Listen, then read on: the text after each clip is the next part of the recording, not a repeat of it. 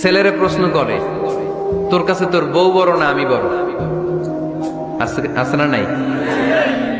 এটা একটা প্রশ্ন হইলো। তোর বউ বড় না আমি বড়? দুইজনেই বড়। তো এক ছেলে সুন্দর উত্তর দিছে, আমার কাছে ভালো লাগছে উত্তরটা শুনে। এক মা প্রশ্ন করছে, তোরে এতদিন আমি লালন পালন করে বড় করলাম, জীবন যৌবন তোর জন্য শেষ করলাম, আজকে বউ পাইয়ে বউ তোর আপন হয়ে গেল। এবার ছেলে উত্তর দিছে, মা, আমার মুখ থেকে মা ডাক শোনার জন্য তুমি কি কষ্টটাই না করছো জীবনে। 10 মাস আমারে পেটে ধারণ করলা, খাইতে পারো নাই, বমি করছো, খালি ওষুধ খাইছো, তোমার পেট কেটে আমারে বের করা হয়েছে, 2 বছর আমারে দুধ খাওয়াইছো, পেশাব পায়খানা পরিষ্কার করেছো। বয়স যখন 3-4 তখন তোমার আমি মা ডাকছি, এই মা ডাকটা শোনার জন্য তুমি এত কষ্ট করছো। আর আরেকবারের মাইয়া এই ঘরে আইসাই তোমার মা ডাকা শুরু করছে।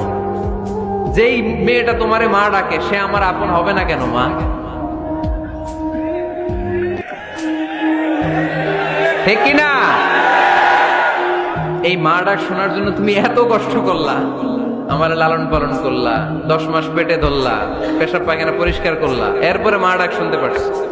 আর আরেকবারের মেয়ে জানা নাই চিনা নাই এসেই তোমার ডাকা শুরু করছে মা। তো যে আমার মারে মা ডাকে তার স্থান তো আমার কলিজায়।